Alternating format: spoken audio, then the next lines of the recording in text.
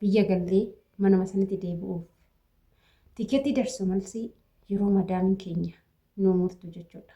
Kuni kan ta'u gaafa kontiraata keenya fidnee gara biyya keenyaa gallee erabtii yookaan boqonnaa baatii 2 baatii 3 turreetoo deebi'uu barbaannu dirqama osoo hin galiin gochuu qabnu hunda keenya kan fayyadu jechuudha. Yeroo baay'ee dogongoroota kanatu gizee biyya gallee as deebine madaamii wajjin walitti nama buusa. Deebitee qayyarachuu fi deebitee biyya galuus hin dandeechu. Aaraa boba'aatu hojjetta. Wanta obboleettii keenyarra ga'e akka isin irra hin geenye warroonni mana sanii galtanii deebi'uuf yaada qabdan dirqama waan beekuu qabdan. Viidiyoo kana laayik gochuudhaan hanga xumuraa dhaggeeffadhaa isiniin jechuun asumarraan affeerraa kooti. Egaa shamaa harka fuunee kabajamtootaa fi daawwattootaa hordoftoota keenya nageenyi koo kan jaalalaa fi kabajaa bakkaa fi lafa jirtanitti isiniif haa baay'atu. Anis obboleettiin keessan bakkaa fi lafa jirutti waaqayyoof galannaa ga'uu nagaa fayyaa kootidha. Egaa hordoftoota kiyyaa wantoonni har'a qabadhee isinii dhufe baay'ee isin fayyada. Isin laayik gochuudhaan viidiyoo kana hanga xumuraa nu wajjin hordofaa jechuun asumarraan affeerraa kooti. Egaa isa jalqabaa irratti jechuudha. Obboleettiin keenya waan ishee mudate.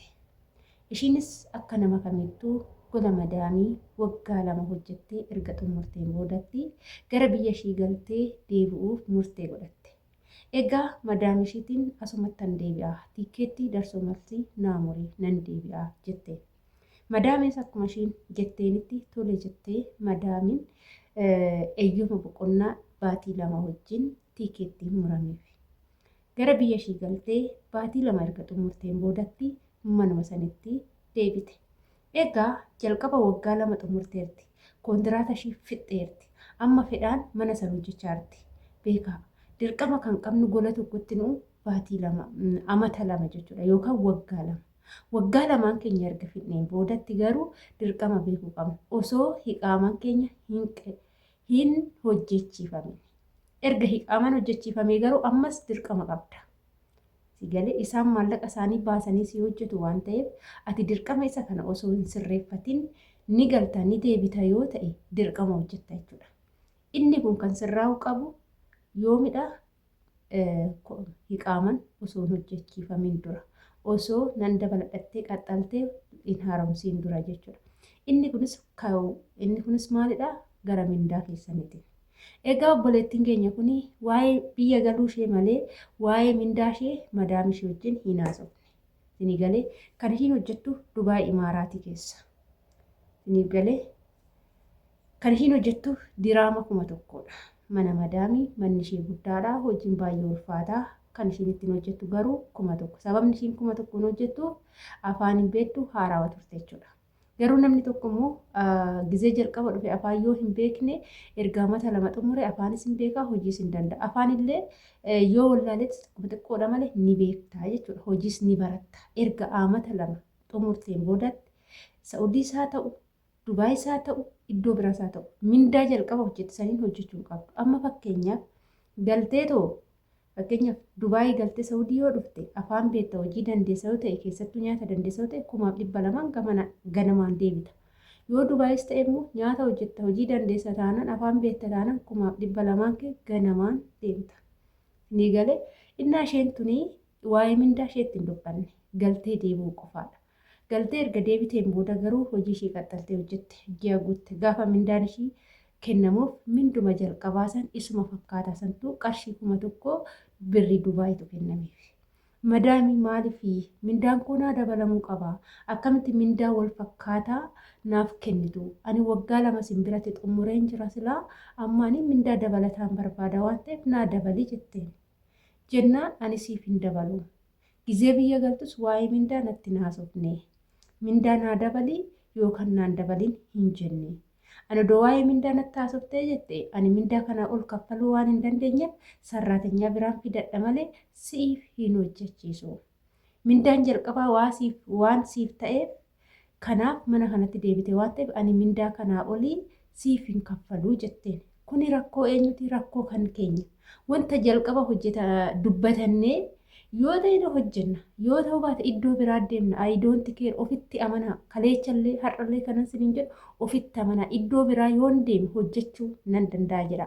Gizee biyya galtanii immoo dallaalatti paaspoortii keessan kennitanii maallaqa humnaa ol dallaalatti gadi naqxanii deebuu hin yaadina. Qaxxituma imbaasii dhaqaatii baasii tokko malee kan sirraa barbaadu COC fi kaardii kutaa 8 akkasumas paaspoortii keetii fi meedikaala jechuudha. Kanneen qofaadha.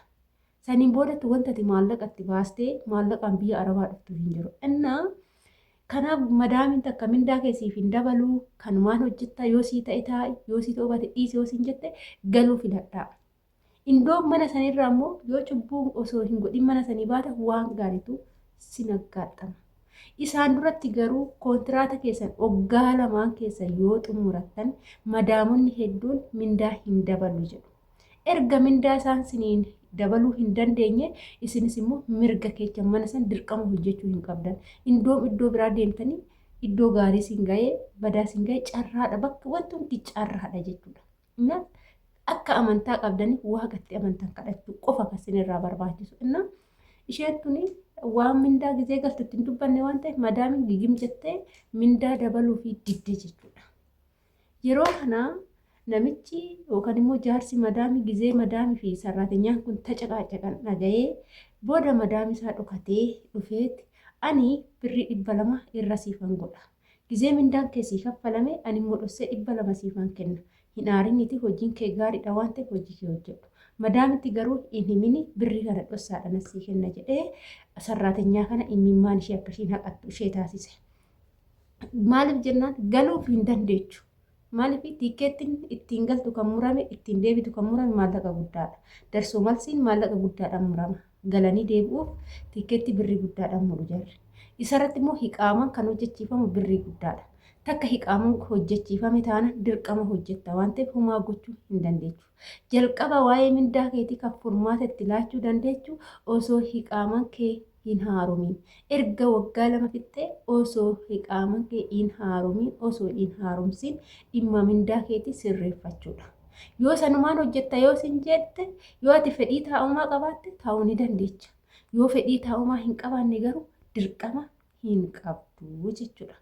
Egaa kanaafuu gaafa kontiraata keessa fixxan waa'ee dhimma mindaa keessanii ofiinuu beekanii naa dabalu jettanii warroonni zim jettan rakkoo ofirraan geessu. Jarri ofii isaaniitti beekanii tokko namaan dabalan tokko garuu kan waa'ee sarraateenyaa beekan miidhama sarraateenyaa beekan namaa dabaluu ni danda'u jechuudha. Egaa kana fakkaata. Kanaaf hordoftoota keenya biyya ormaatitti waggaadhaan waggaatti dabaluun bu'aa hin qabu. Yoo mindaa isinii dabalan waggaa 2 fixnaan mindaa isinii dabalamne taanaan madaamii takka kanarra siif hin dabalu hojjedhoo sin jette dhiistee galuudha. Maaliif yoo zim jettee kan ishii sin jette san dhageeche kan dabaltee hojjettu ta'e si tuffatu isaanuu jechuudha. Minduma saniin nu dabalti jedhanii sin ilaalan. Biyyi ishii iyyeetti waan taateef yoo galte waan itti kuftu waan hin qabneef zim jettee dabalatte jedhanii ilaalchisaa siif qabanu gadi aanadha jechuudha. Kanaaf dirqama hin qabdanii. Sinin jedha egaa viidiyoon har'aaf qabadhee dhufe kana fakkaata. Turtiin wajjin gootaniif ulfaadhaa galatooma.